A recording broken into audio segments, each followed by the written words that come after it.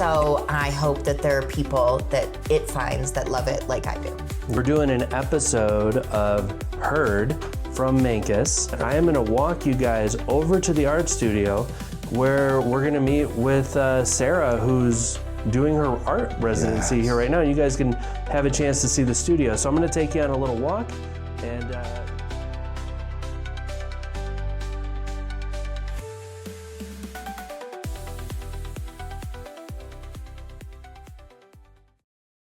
all right, y'all, as promised, we have migrated over to the art studio here at Willowtail Springs. We are here with a resident artist, Sara. We talked about her a little bit earlier.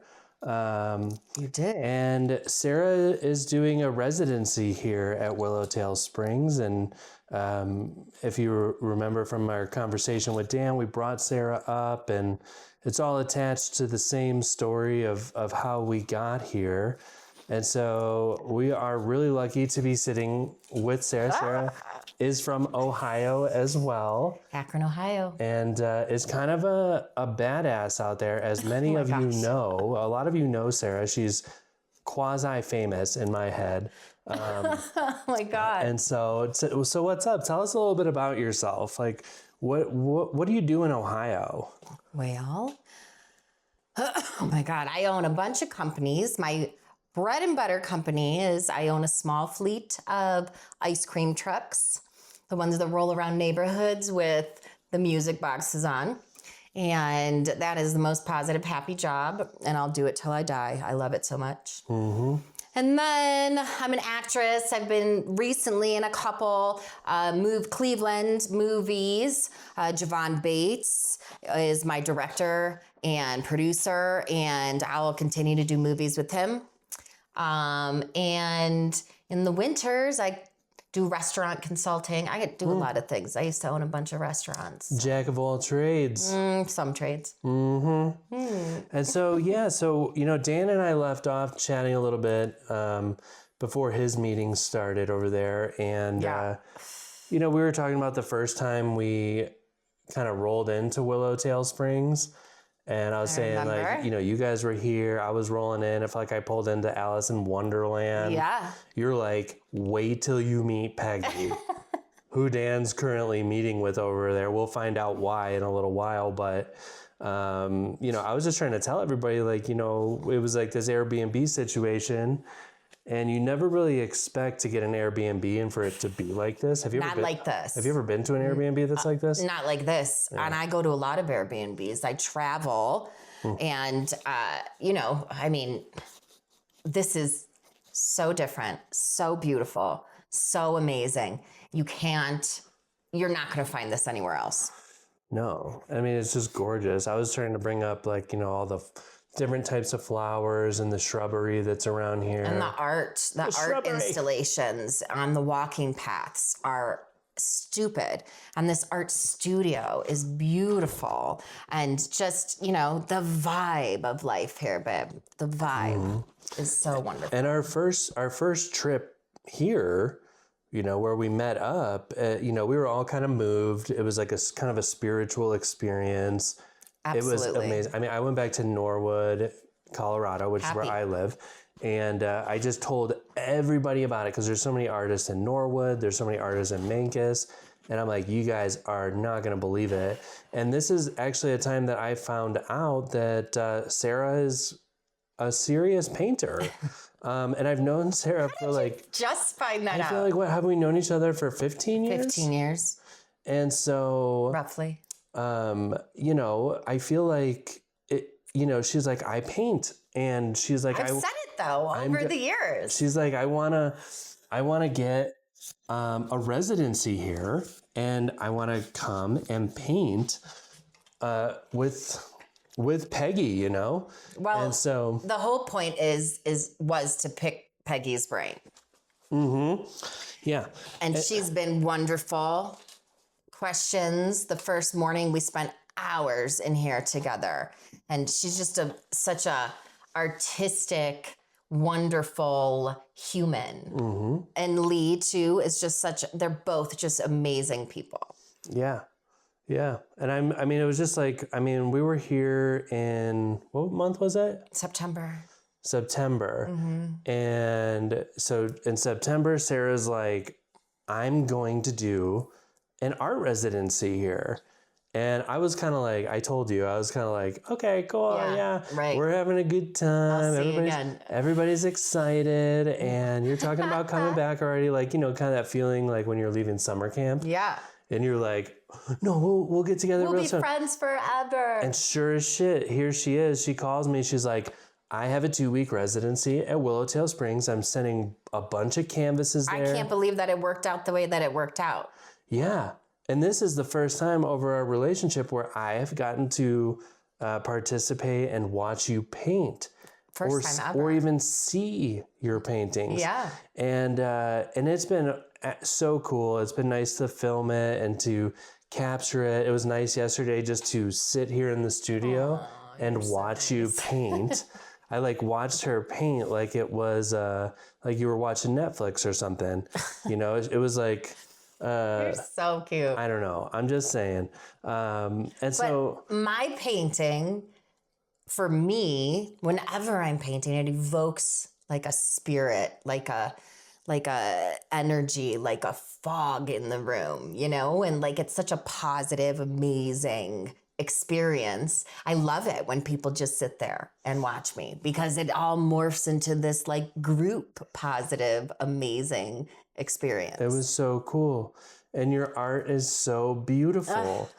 You know, you were telling me this amazing story about your father yesterday. Can you like go over that one more time? Because I thought it was the cutest story ever. But I'm finding out Sarah's an artist. I'm looking at her painting. I'm like, I'm boasting her. I'm like, I cannot believe how good you are. She's like, let me tell you this story about my father. I'll leave it there. I mean, I've been a painter my whole life, you know, high school, into college, out of college. And then I kind of, you know, you take a hiatus because life hits you. But my dad has his most treasured painting of mine is this lion painting that I did in high school. Maybe I was 19 or 20, and it's the ugliest painting I've ever done. It's so bad. Every time I walk in their house and I see it, I'm like, why can't we get one of these? Why can't we get something that I've done now? Because, you know, I mean, it's so bad, but it is his most loved painting that I have. He'll never take it down. And he put it on I like the part where you put it on t-shirts. Yes. So yeah, don't forget the punchline. He put it on t-shirts. Put it on t-shirts. And a jean jacket. A jean jacket. Isn't that epic? And so your father he's like, I love my daughter's worst painting. Like, is that not such an amazing dad move? Amazing dad move, yeah. It's like, He's been a great dad. It's beautiful, actually. Like when I heard you say it, I was like, oh my God, that's, you know, he'll take his daughter's worst painting and he loves it. He still wants the best ones. Yeah. But he has that one. And so I thought that was a cute story. Well, oh, I'm sorry. Go ahead. You're fine. 2025 is like my year to push my art. And, you know, I get a lot of that from my parents because they always were very supportive in anything I did. You know, art is not something that like you just do, you know, but it is. And your mom loves your stuff. My aunt has paintings in her house, my grandmother, my friends, all that kind of stuff. But 2025, I'm getting super serious about it. My 2025 series of paintings are all going to be esque, if you will, of each other. And in December, I'm going to have a black tie art show. And it's going to be ridiculous. A black tie art show? Yes. We're going to debut all this stuff? All of it. 2025, the whole series. Wow. And I just started my Patreon. So if you look up Stealing Life Artistry on Patreon, you can then become a member and support artists. And, you know, everything takes money, everything takes time. And artists, you know, don't get a lot of money and don't get a lot of time to do art either. So support your favorite new artist. Yeah. I think that, you know, artists are more and more important in the world. And it's why it is important that we find ways to support them. And I feel like, you know, the traveling artists, like we've talked about this. That's me. Where, you know, artists are traveling around to places in the world and doing, you know, specific pictures and stuff or series in that area. Like this is your part of your series that is from a conglomeration of places. I feel like that's a good reason for a place to like want to have artists come there to project. And artists want that. Yeah. The vibe here is why I've spent 10 hours a day in this art studio. I know. That's for crazy. the last 3 days, and I have a week plus more to do it. That's pretty crazy. You hauled ass yesterday. I mean, 10 hours. I was blown away. And I feel like, yes, you can feel it in here. And so you were letting me know about this Patreon thing. It's the first time I've ever heard about it. And so I got an account too. I got to sign up, but apparently it's like, you know, a place where you can, you know, subscribe to somebody's channel and support them through a monthly subscription. It's definitely a great thing for content creators, but I mean, more for me, for artists, musicians. I mean, anybody who is in the art genre, we need support too. And, you know, this is a great platform for you to watch my art journey, watch me travel, you know, commission art, order prints from my merch store, you know, and that's part of 2025 too. Just pushing things so that my art gets to more people because, you know, art is subjective. And I just really love to do it. So I hope that there are people that it finds that love it like I do. Yeah. I mean, I think it's great. Yesterday we were talking about how artists, being an artist is a long-lasting version of the original content creators. Yeah. And I thought that was such an interesting thing. Like, you know, back in the day before computers, artists were the content creators and they made the world cool. And we also talked about how, like, there's a lot of cool things going on with AI. Some of them are scary. Some of them are really cool. We're all trying to figure that out together. But the thing that I brought up was that I think that, you know, there's this thing about how do artists make money, right? And it's like selling paintings. And then most artists have this view of it. My shit won't be valuable until I'm dead. Until I'm dead. Until dead. My family. And why does you guys are past me because you guys are going to be billionaires with all my art. Damn right. And why does it have to be that way for the artist? And so we talked about that. Patreon was a cool way to support. Patreon is such a good way to support. Purchasing human-made art. Yes, not AI, human. Hashtag, that's going to become a thing. AI is making really cool art right now. We all see it. We're all noticing it. We all do it. We're all figuring that certain things that we're seeing is AI art. Therefore, it's cool, but less cool. And so I see the market for human-made art, human-made products, human-made whatever, going up and artists getting supported because it's rare to have human-made content, which is this gal right here. Aww. You know, like you subscribe to her channel and I'm sure you'll get to see art and shit, but I'm 100% sure you'll be entertained the whole time.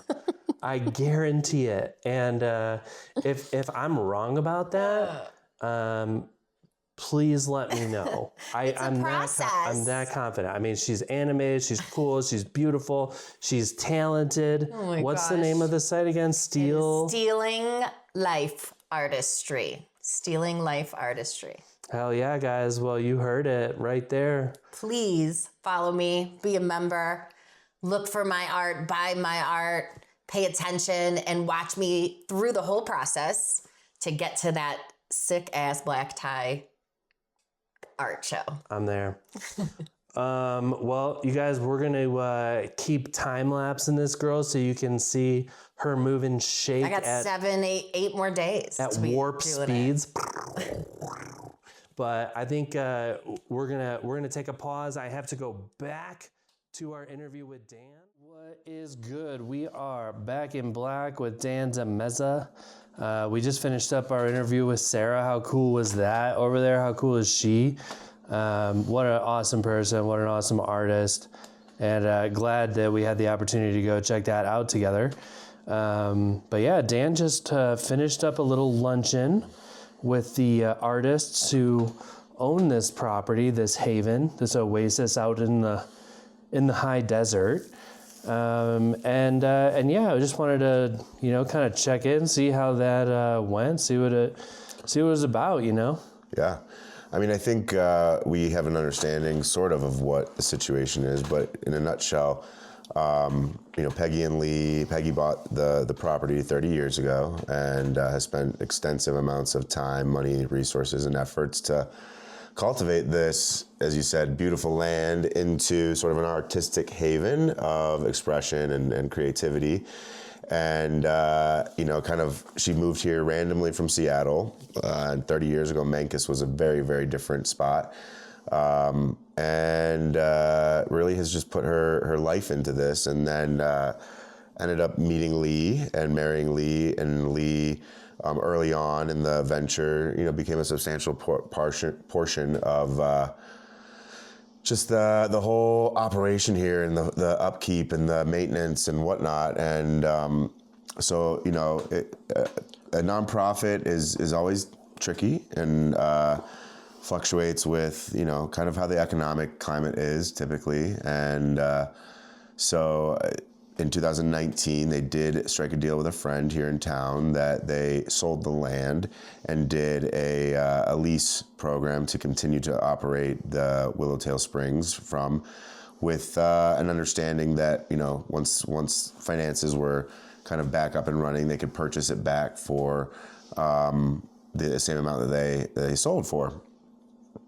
In between that time span, the purchaser passed away, and they found themselves in a bit of a tricky bind where legally and on paper it's not really airtight as to what that agreement was to be able to give it back to the foundation. And there are family members that want to honor that, and there are family members that don't. And the family members from the purchaser side of the story here. Mm-hmm. And so there's been just an activation of timelines, and we find ourselves at a very important crossroads of the future of Willowtail Springs.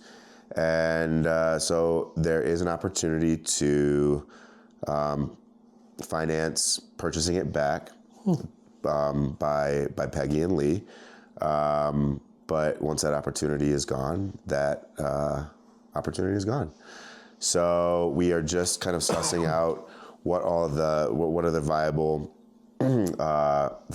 financial options to make sure that this is, back in the hands of the foundation and operating properly with some growth trajectories put in place to really make this I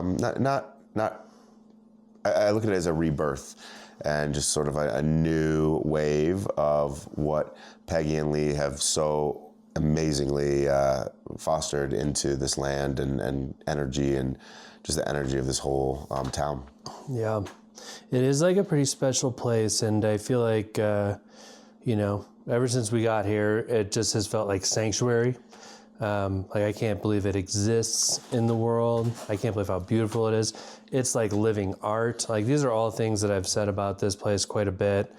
And yeah, a lot of love, a lot of blood, sweat, and tears went into this place. And Peggy and Lee are, just wanting to see it passed along and maintained and kept alive for people to keep benefiting from it. It's literally a life's work. Well, and the important thing to remember is, like, and you know this much more than I do, but just some of these smaller towns in Colorado, what the trajectory is, and sort of what the common themes and threads are, especially with some of these communities which thrive in the artistic and creative areas. And so really, really kind of diving into that is a big portion of this, and how this will, the memory of what has been built here the past 30 years, to acknowledge how that has then created this bigger wave in the Mancos community of artistic expression and just culture, culture of that, mixed with then the historical land and natural preservation of just what's the sacred land, which I could dive a whole way into. It's the gateway of Mesa Verde, and there's thought to be a lot of like spiritual energy and I don't know. Mm-hmm. And the hope for this place, I mean, I say it like this. I feel like, when it comes to, maybe the management or the entrepreneur that continues it on, I always say like, this place needs Dan. This place needs Dan. It needs to be a little more Dan-like. And if any of you know Dan out there, you know exactly what I'm talking about. And so with this man's enthusiasm about this project and this place and the sanctuary and what it can do, what it can attract creative energy and artists and a place to heal. And, this is like a generational shift, coming from Peggy and Lee, who are in their 70s, 80s, to Dan, and to a group of locals that are interested in helping, that decided that they care about this place because they became aware of it. What can be done with it and what it can be for people, I think, is its legacy. And that's what we would love to protect. We'd love to see that continue on. Like, I think like the last thing any of us want to see, and I've only been here twice, is for it to go get bulldozed, because it is, like I say, a living piece of art that attracts other living pieces of art like you. And so I feel like, it's cool. I'm glad to hear it. Sounds like it was an exciting talk. It was. I think there's a lot of concern of, as you know, in business, when you put so much of your energy into it, there comes a point where you're just like, I need to pivot, or I need to do something different, or I need to shift this. And, I think at their age, as anyone would be, and for the length of time that this has been, under their care, they don't want to have to do the hard work anymore. And not hard work, but just the physical effort is challenging, unfortunately, as we age. So I think, like you said, kind of protecting and preserving the just the real thought process and energy here is, I don't know, my intention. And then, I don't know, from a personal standpoint, I mean, this is something that has been in the back of my thoughts, like an idea, a concept of this since probably high school before, and they were, there were sprinklings of me investigating how this would operate and whatever. And just to see it kind of really present itself, it feels like I was sort of called to be a part of whatever the transition is. And like I said, it could, from one end of the spectrum, it's, a real coming together to make sure that the land is, back in the hands of the foundation and in that management and care. And the other spectrum of it is, unfortunately, relinquishing the land, but, really still creating the memory of the foundation and all that has done to foster, creative outlets and to, home and house people for, months on end, through different scholarships and whatnot. So, I mean, there's a spectrum, but I just think, it's a magic place, and to see it totally pivot would be tough. Yeah. I think that, I brought this up with Sara, and I think an underlying message that I would like to leave you guys with is that we talked about it with Sara a little bit, and there's no reason for an artist to think that if they're an artist, that there's no value in what they do until they die. That's a common belief that your art gets expensive. Your art can support you once you've died. And I think promoting artists in the world, as I said before, is what we need to do. Human art is one of the earliest forms of content creation. It is the great, great, great, great grandfather and grandmother of all content creators. And it was the most linear way to communicate.